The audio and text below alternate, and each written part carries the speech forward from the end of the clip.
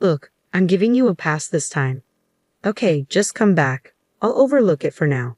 What is this guy talking about? He must be clueless. It's time to give him a dose of reality. My name is Olivia, and I'm 32. I've been married to my husband Mason for a year now. We met at a casual get-together hosted by a friend. We hit it off, started dating like any other couple, and eventually tied the knot. We're not getting any younger, after all. Mason's not the most exciting guy, but he brings a sense of peace. That's why I thought we'd make it till the end, till we're old and gray. We both work, so going hungry is not an issue. We got married without overthinking it. I handle most of the housework since we're both busy with our jobs. Mason never helps. He's either lounging around or heads out early, rarely spending time at home. But I never found housework to be a burden. My parents lived like this too. I accepted this as the kind of life a wife would have. I have a 9-to-5 job and I'm not overloaded with hobbies. Mason and I were never chatty to begin with. We both respected each other's space and it was never an issue. Life went on. One night, Mason came home late, presumably from drinking with coworkers, friends, who knows. I welcomed him. Mason, you're home late. Had a long night out, huh? Dinner's still there if you want it, but I guess you're not eating this late, are you? He turned around, said nothing, and walked into the living room, ignoring me. I sighed. Here we go again. Whenever Mason is in a bad mood, he gets very quiet, so I figured something at work or during his night out must have upset him. Best to let him be. I know better than to poke the bear when he's like this. I felt his presence from the living room but shrugged it off and went to bed. He'd probably be back to his usual self by morning. It was the same old story, and I didn't give it a second thought. The next morning, while I was preparing breakfast, Mason came into the kitchen. Good morning. I greeted him cheerfully. Mason glanced at me, grabbed some milk from the fridge, and left without a word. I was taken aback by his coldness. It was out of character for him. Seemed like he was still in a bad mood. I never anticipated this. We've always prided ourselves on being a family of strong, independent individuals. I hadn't made an effort to talk to Mason, really. I decided to wait and see, so I continued prepping lunch boxes for both Mason and myself. However, things didn't go back to normal that easily. Mason remained distant the following night and the day after. At this point, I was genuinely concerned. Days turned into weeks, and Mason continued to give me the silent treatment. I tried reaching out through WhatsApp and even left him notes, but he ignored it all. However, he'd eat the meals I prepared. I noticed the empty lunchbox in the sink, so I knew he ate the packed lunch. So, I put a note in the cooler bag. I thought if he found a note while enjoying the lunch I made with love, he'd have to react. But that was another miss. Mason said nothing. Before I knew it, over a month had passed in this strange silence. I felt helpless. I had tried everything, but nothing worked. Then one evening, I took a drastic step. I deliberately didn't prepare dinner. Every evening, I made dinner when I got home. But what if I didn't? How would Mason, who's been ignoring me, react? I decided to find out. When Mason came home, I pretended to be watching TV in the living room. Mason came into the living room and looked intently at the table where dinner usually waited, but tonight the table was empty. After scanning the barren table, Mason turned his gaze to me. Holding my breath, I waited for him to say something, but he walked into the living room in complete silence. I heard the front door open and shut with a bang. I was stunned. Why was I being ignored like this? I had no idea. I was left bewildered, sitting alone on the living room couch. The next morning, I woke up and went to the living room. Mason was already gone. Had he left for work already? It was curious. I looked on the living room table and found a note. Reading the words on it, my eyes went wide. Stop skipping out on your wifely duties, it read, hastily scribbled in messy handwriting. Something inside me snapped. That's it. I'm done. Why do I have to keep pleasing Mason? Is this going to be my life forever? We were never a clingy couple, but this is just unacceptable. There's no reason for him to do this, nor an opportunity for me to even ask about it. For the last month, the stifling silence in the house has been unbearable. I wrote next to Mason's scribble, I'm going back to my parents' house. I quickly packed up my things and went home. My sudden arrival did surprise my parents, but after I explained how Mason had been ignoring me for over a month without any apparent reason, they understood and welcomed me warmly. It felt good to be in an environment where I could have a normal conversation. For now, I decided to stay here and see how Mason reacts before deciding on my next steps. I didn't hear from Mason the day I left. Knowing him, he's probably assuming I'm just trying to make a point and will continue to ignore me. Well, let's see how long this lasts. Days turned into weeks, and there was still no call or message from Mason via WhatsApp or any other means. He didn't even bother to visit my parents' house. Before I knew it, half a year had passed. I had nearly forgotten about Mason altogether. Then one day, as I was leaving my parents' house to go shopping, there he was, Mason, staring with a defiant and angry expression. I was shocked and froze in my tracks. Mason just glared at me, still not saying a word. Is this game still going on? It was almost laughable how silent Mason was. But then, in the next moment, he tried to walk into my parents' house without saying a word. Whoa, hold on there. I stopped him. Mason looked at me, his face a mix of anger and disbelief, but still silent. I warned. I said don't just walk in. I will call the police. Finally, after more than 6 months, Mason spoke, a snide smile on his lips. Look at you getting all up with me. Since when do you get so high and mighty? Just because you're at your parents' house doesn't mean you can act like that, you know. I remembered Mason being a bit rough around the edges, but not like this. Lost in thought, I was jolted back to reality when Mason suddenly erupted. What the hell are you thinking? You leave the house for half a year, enjoying yourself at your parents'. Get a grip. Mason ranted on, then spread his arms out as if to say, I can't believe this. Look, I'll give you a break this time, right? Just come home. I'm willing to turn a blind eye this time. Mason spoke so condescendingly. I calmly retorted, I think you're confused. You and I are strangers now, you know. Mason's face went blank, then turned beet red with rage. He started yelling again. What the hell are you saying? Did you lose your mind? We're married, aren't we? Stop messing around. His intense outburst silenced me for a moment, and he kept yelling. I'm saying I'll forgive you this time, so stop fooling around and pack your bags. At that moment, my own anger boiled over.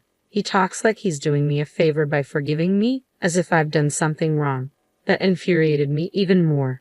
Moreover, it seemed Mason had no clue what had happened in the last 6 months. Finally, I snapped at Mason, who was still yelling away.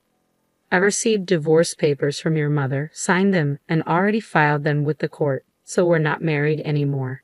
Got it? We're strangers. Total strangers. Understand? I emphasized the word strangers, and Mason looked at me, his face drained of color. He seemed genuinely shocked. Here's what happened. A month after I moved back to my parents' home, my then mother-in-law, Helen, called me to a cafe near our house. We had never been close, and I hadn't seen her for a while. After brief pleasantries, she handed me an envelope. What's this? I asked, tilting my head. Open it. Even you will understand, she said in response. I opened the envelope and pulled out the paper inside. It was a divorce petition, already signed and stamped by Mason. Confused, I looked at Helen. The eyes of his mother, who was glaring at me, were the same as Mason's, full of disdain. While putting the divorce petition back into the envelope, I asked his mother, So is this Mason's doing? Did he say anything to you about this? Helen let out an exaggerated sigh before answering. Oh yes, he said plenty. Would you like to hear? I smiled at her and replied, Yes, please go ahead. She launched into her story. According to her, Mason had been bad-mouthing me for a while now, saying that I was a useless and incompetent wife who stopped doing any housework after we got married, that I quit my job and lazed around at home all day, and that whenever something didn't go my way, I would run back to my parents and act like a spoiled child. Helen's eyes never left mine as she spoke, and it was clear she believed every word of Mason's lies. There was no point in arguing with her, I thought. When she was done talking, Helen finally asked, So what are you going to do? Not that I want to meddle, but you're being pretty awful, you know. By the time I walked out of that house, my mind was made up. I smiled and told her, if he wants a divorce, then that's what he'll get. Helen glared at me one last time, slapped some money on the table for her share, and walked out of the cafe. I went straight to my parents' house, signed the divorce papers, and submitted them to the court the very next day. While I was explaining all of this, Mason's face turned increasingly pale. It seemed he hadn't been informed by Helen at all, but honestly, I didn't care. After all, I had already trusted Helen with the signed divorce papers. Mason must have had the same idea in mind, I figured. Once I finished telling my side, Mason blurted out in a panic, No, you've got it all wrong. I only filled out those divorce papers to keep my mom off my back. I never intended to submit them. They're invalid. Panicked or just confused, he started making no sense. And besides, you're the one who will suffer if we divorce, so let's go to the court right now and have them withdrawn. I gave Mason a cold stare, then tilted my head. Why would it be a problem for me if we got divorced? Mason suddenly grinned as if he had won. Think about your age. At your age, with a divorce history, no one will want you. That's why I'm saying I'll take you back. This is for your benefit, you get it? I'm saying we can pretend the divorce never happened, and you should be happy. I couldn't help but roll my eyes at his arrogance and delusional thinking. Listen, we're not kids. A divorce doesn't just get erased. And for the record, I'm already married to someone else. Mason's jaw dropped, and he went silent. What? Really? Do you want me to repeat myself? I'm married to someone else. Mason, who had a look of disbelief, suddenly started making a fuss.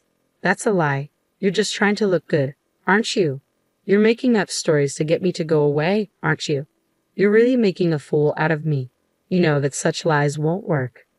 Well, if he wants to be a fool, that's his problem. As I was wondering how to explain to this idiot, a presence came from behind me and a man appeared at the entrance. The man looked at me and Mason alternately, looking confused. Mason, for his part, was surprised to see a stranger coming out of my parents' home and fell silent. When I looked at the man, he tilted his head and asked, "Is something wrong?" Feeling awkward, I smiled and turned to Mason. "This is my husband, Noah." "No," greeted Mason with a slight, skeptical nod. Mason took a step back and looked up at Noah. It made sense. Noah was a former national rugby player with an imposing physique. Overwhelmed by Noah's appearance, Mason suddenly started to make excuses. No, you've got it all wrong. My old boss told me you've been married for about a year now, and your wife might start to get a little uncomfortable. Better put her in her place." So I did, and guess what? Turns out he got dumped by his wife and kids. What a fool, right? I was just doing what he told me to do. I never wanted to do any of that stuff. You understand, right, Olivia? I looked at Mason with a gaze filled with disgust, fed up with his pathetic excuses.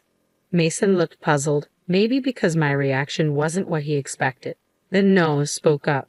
"Sorry, but could you leave immediately and never come back here? If you approach Olivia again, I'll call the police." As he said this, Noah firmly pushed Mason out of the doorway. Intimidated by Noah's force and determination, Mason fled the scene. For a while, we both remained wary, concerned that Mason might harbor a grudge and do something irrational. But days turned into weeks, and we never heard from him again. One day, curiosity got the best of me, and I reached out to a mutual friend to inquire about Mason.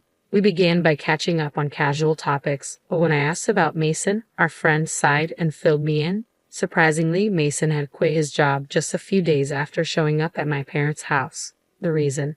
It turns out Mason was always in agreement with his boss, whom he trusted when the boss harassed subordinates at work. It became a big issue in the company. As a result, the boss was resigned, a euphemism for being demoted to some remote mountainous area I'd never heard of.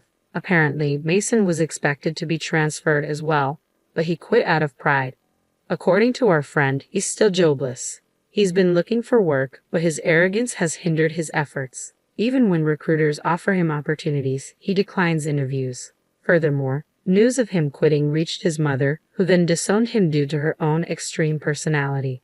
Finally, our friend said he blames everything on his old manager and just drowns his sorrows every day. At this rate, he'll ruin his health before he ever finds another job. It's a mess. I hope he finds a new spouse or something, though that's unlikely. We both chuckled as we hung up the phone. Mason seems to be drowning his days in job hunting and drinking. Thanks to him, I am now living a peaceful life with Noah. Interestingly, Noah was actually my colleague. Upon hearing about my divorce, he had eagerly pursued me. Though we started dating only 6 months after my divorce, which made me somewhat hesitant, I was quickly drawn to his confident manner and kind personality. After we got married, Noah told me that he had always had a crush on me and was heartbroken when I got married. I laughed and apologized for not noticing his feelings sooner. Noah helps me around the house, a task I used to handle alone. Whenever we eat together, he always says how delicious the food is with a smile. It's these little things that make me incredibly happy, something I never expected. I was probably numb to it all, having grown up with old-fashioned parents. Now I am living a sparkling married life with Noah, who always delights in even the most ordinary things. I'm convinced that with him, I'll have a happy life all the way through our golden years. And so, I was certain